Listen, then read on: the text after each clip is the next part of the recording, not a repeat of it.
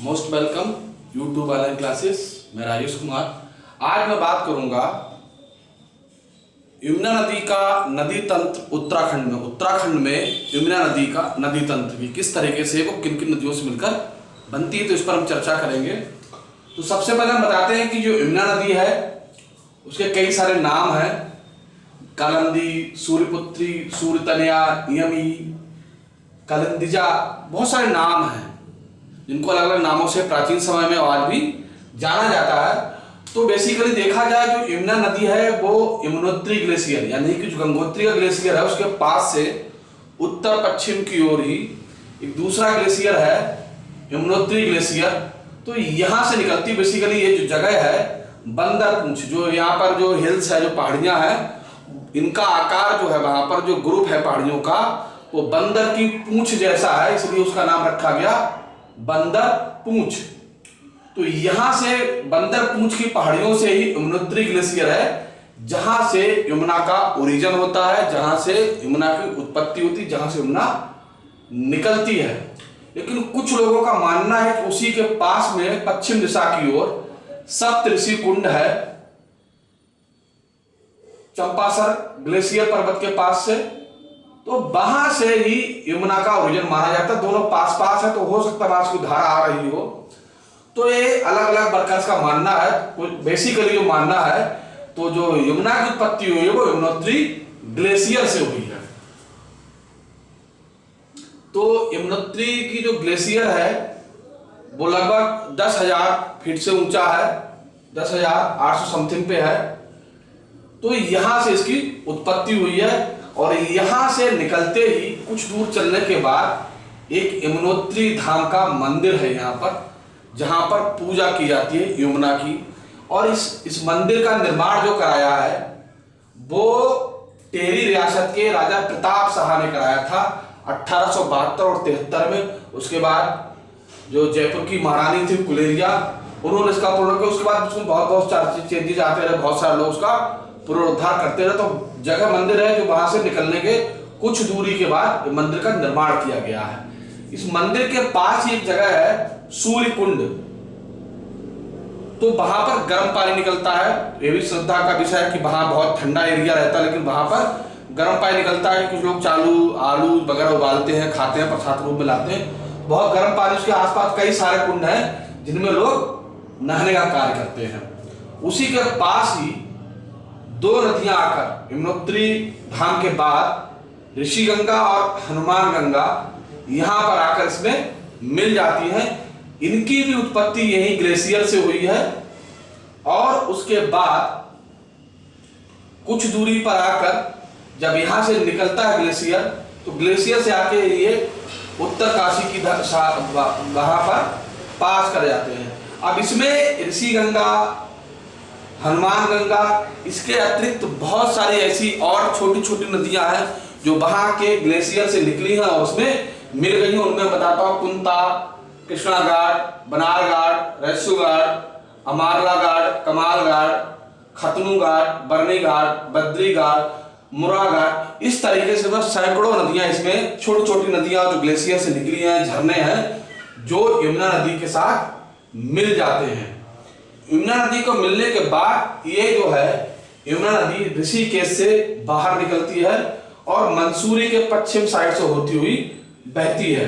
तो देखा जाए यमुना नदी जो है गंगा की सहायक नदी है और ये सबसे बड़ी सहायक नदी है जो हिमालय से निकली है।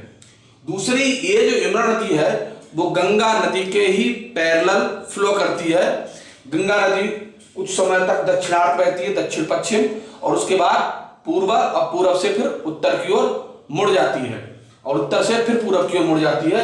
इस तरीके से बहती है और यमुना नदी जो लंबा चाप लेकर फिर बहती है, लेकिन ये जो है गंगा के पैरेलल बहती है। इसकी जो लंबाई है वो 1300 कुछ किलोमीटर है, गंगा की तरफ बहती है। अब हम देखते हैं कि यहाँ ये उत्तर काशी से निकलने के बाद देहरादून प्रवेश करती है। तो यहां से एक दूसरी नदी जो है, एक यहीं पर दो नदियां इसमें और बहती हुई निकलती हैं। इसके पास में जमुनोत्री है, तो वहां से भी कुछ चीजें हैं। तो यहाँ पे नदी एक मिलती है जब ये नदी उत्तरकाशी से प्रवेश करती है देहरादून में, यानी टेहरी गढ़वाल मंडल में, उत्तरकाशी की बात, उत्तरकाशी का ओरिजिन माना जाता है, ग्लेशियर नदी उत्तरकाशी में है। तो यहां से निकलने के बाद देहरादून पर आकर इसमें एक नदी और मिलती है जिसका नाम है तमसा या टोंस नदी। तो जो टोन नदी है इसकी उत्पत्ति देखी जाए तो हिमाचल प्रदेश के दो ग्लेशियर्स हैं वहां से हुई है। एक हिमाचल का पश्चिमी ग्लेशियर्स है हिमाचल डोडरा क्वार, ये ग्लेशियर्स है, तो बेसिकली हिमाचल में स्थित है। और दूसरा हमारा है, तो जो यहां से जो ग्लेशियर्स है, यहां से जो नदी निकली है उसका नाम है रूपिन। और जो दूसरा ग्लेशियर हमारा जो रोहिणी ग्लेशियर है, स्वर्ग रोहिणी ग्लेशियर है उत्तरी ढाल पर, तो यहां से जो नदी निकली सुपिन, तो यहां से रूपिन और सुपिन नदियां जो है वो निकलती हैं और हिमाचल में ही आकर मिल जाती हैं। और मिलने के बाद यहां पर ये तमसा नदी, तमसा पुराना नाम है इसका, अब उसका बाद अगले दो टाइम में इसका नाम टोंस हो गया। तो यहां तक ये तमसा रहती है। इसके बाद ये जो है यहां से निकलने के बाद यहां से उत्तरकाशी और टेहरी से बहती हुई ये यहां पर देहरादून में कलसी नदी के पास मिलती है। उसके बाद देखेंगे कि हिमाचल से एक और नदी निकलती है, इसकी सहायक नदी पावर जो निकलती है हिमाचल प्रदेश से निकलती है और यहां आकर देहरादून से पहले मिल जाती है। तो जहां पर पब्बर नदी निकलती है बेसिकली यहां पर छिबरा और इचरी डैम बने हुए हैं वाटर सप्लाई के लिए। और इचरी डैम बनने के बाद ये यहां आकर ये इसमें से डैम के बाद यहां पर एक सेंचुरी बनाई गई है, बर्ड सेंचुरी। उसके बाद इसमें और थोड़ा आगे बढ़ते हैं तो ये जाकर देहरादून में कालसी नामक स्थान पर यमुना में मिल जाती है। तो ये जो हमारी तमसा नदी है इसे टोंस नदी कहते हैं। तो टोंस नदी जो है वो देखा जाए जो हमारी यमुना रिवर आ रही है, यमुना रिवर से 2.5 गुना ज्यादा वाटर को सप्लाई करती है, इसके अंदर ड्रेनेज करती है, इससे जो बहाव आता है, क्योंकि ये भी नदी ग्लेशियर से निकाली तेज बहाव से निकलती आके है। और देखा जाए यहाँ देहरादून से बहती है, तो देहरादून से बहने के बाद तमसा नदी जो है डाक पत्थर, यानी कि यहाँ पर ये कुछ हिमाचल से बहकर आती है और ये हिमाचल के पैरेलल बॉर्डर के पैरेलल ही बहती है।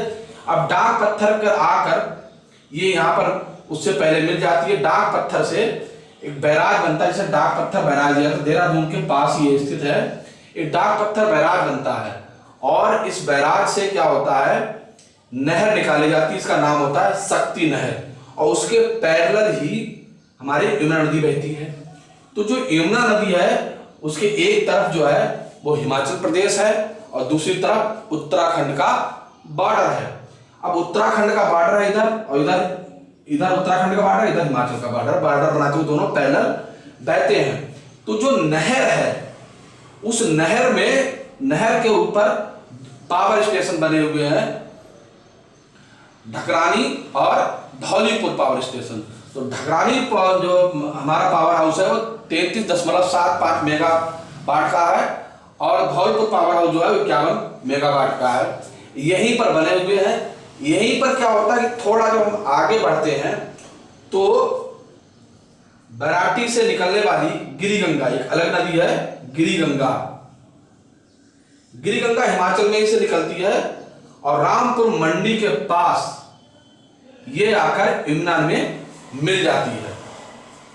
और उसके बाद एक तीसरी ये नदी है बाटा नदी, ये भी हिमाचल से निकलती है और ये भी आकर यमुना में मिल जाती। तो ये नदियां बेसिकली देखा जाए गिरिगंगा और बाटा नदी जो है ये हिमाचल से निकलती हैं। तो ये नदी जो है बेसिकली कहाँ निकलती है, हिमाचल का एक डिस्ट्रिक्ट है जहां पर यमुना का फ्लो है, यमुना बहती है, उसका नाम है सिरमौर डिस्ट्रिक्ट। तो जो बाटा नदी है ये जो है सिरमौर डिस्ट्रिक्ट को 2 भागों में बांटती है और आकर यहाँ पर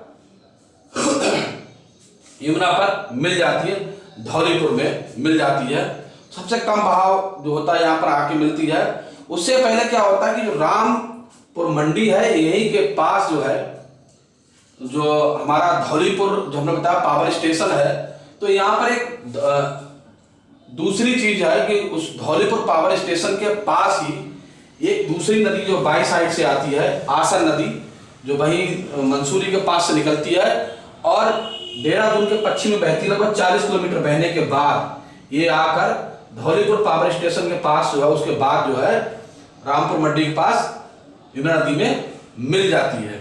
तो बेसिकली जो यमुना नदी में ना मिलकर कहाँ मिलती है, जो हमारी शक्ति नहर है इसके अंदर इसका मिलन होता है। शक्ति नहर में मिलने के बाद ये जो है धौलपुर पावर स्टेशन और खैरा पावर स्टेशन पोंटा साहब के पास।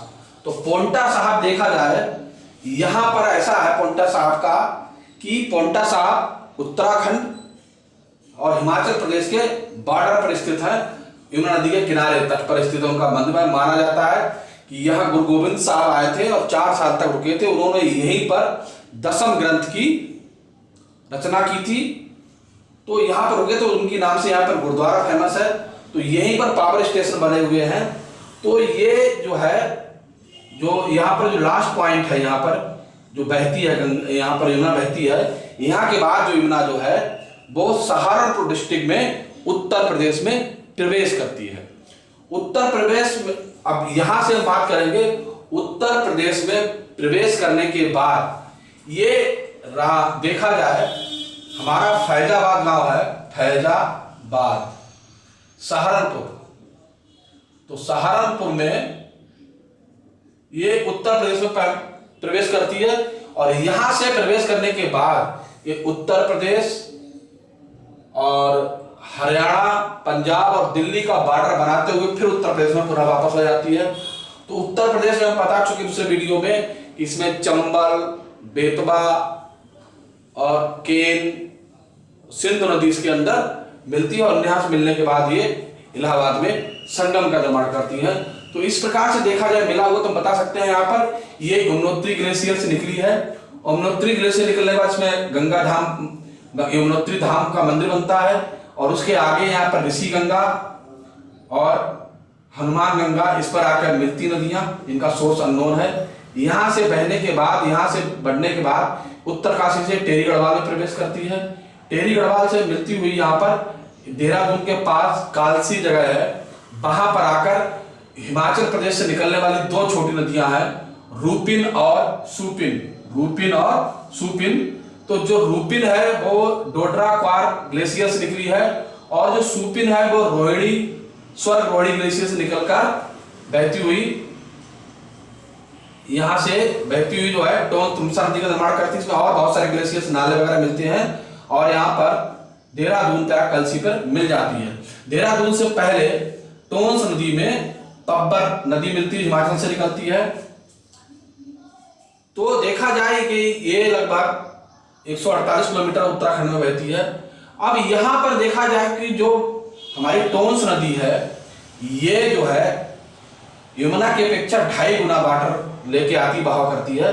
और यहां से मिलने के बाद डाक पत्थर जगह है, डाक पत्थर बैराज बनता है। डाक पत्थर बैराज से नहर निकाली जाती है जिसे हम शक्ति नहर कहते हैं। शक्ति नहर पे डाक पत्थर से आगे 2 बैराज बनते हैं, पावर स्टेशन बनते हैं, ढकरानी और धौलपुर। ये 33 और लगभग 51 मेगावाट के हैं। यही धौलपुर जो हमारा पावर स्टेशन बनता है, इसके पास इस नहर में कैनाल के अंदर आसन नदी, जिसे आसमान नदी कहा जाता है। तो अब ऐसा माना जाता है इस नदी की खोज जो की थी वो जो हुई था, तो असम इसका पुराणों में भी इसका बहुत जिक्र है। तो लगभग 40 किलोमीटर ये देहरादून के पश्चिम में बहती हुई यहाँ पर आकर मिल जाती है नहर में। और फिर नहर से आगे निकलते हुए इस नहर में क्या होता है कि 2 और यहाँ पर नदियां बहती हैं। एक तो हमारी गिरिगंगा इसमें जाकर मिलती है और दूसरी बाटा नदी इसमें जाकर मिलती है। तो इस तरीके से देखा जाए जो इसकी सहायक नदियां हैं जो उत्तराखंड में, वो रूपिन और सुपिन, पब्बर, तमसा, आसन, गिरिगंगा, बाटा नदी जो इसकी सहायक नदियां हैं, जिनका दाहिनी ओर से होता है प्रवेश और बाईं ओर से आसन नदी इसमें मिलती है। और यहां आकर ये उत्तराखंड का बॉर्डर खत्म हो जाता है, यहां पर यूपी में प्रवेश करती है। और देखा जाए यहां पर जिस तरीके से है, यहां से यूपी प्रवेश करने के बाद ये हरियाणा, पंजाब, हरियाणा से होती हुई दिल्ली बॉर्डर बनाती है और दिल्ली बॉर्डर बनाने के बाद ये फिर से यूपी बॉर्डर में प्रवेश करती है। तो दिल्ली में बैराज बनता है और उसके बाद हथनीकुंड बांध बनता है इस पर। और फिर यहाँ पर नोएडा के पास में इसमें हिंडन नदी का प्रवेश होता है। और हिंडन नदी के बाद जब आगरा पहुँचती तो आगरा के बाद इसमें चंबल नदी है। चंबल के बाद इसमें बेतवा, केन और सिंधु नदी का इसमें इंटर होता है। वहाँ के बाद बहती हुई सीधे जो है प्रयागराज में अपना संगम बनाती गंगा के साथ। तो इस तरीके से देखा जाए उत्तराखंड में ये यमुना रिवर का तंत्र था। और दूसरी बात बताएं कि जो यहाँ पर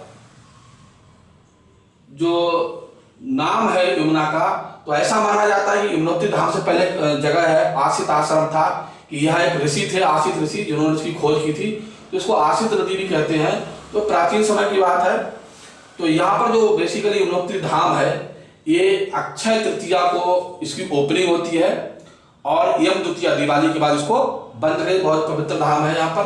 तो इस तरीके से देखा जाए यहाँ पर ये कुछ चीज़ें जो सिंपल इंफॉर्मेशन है वो आपको मिल जाएगी यहाँ से।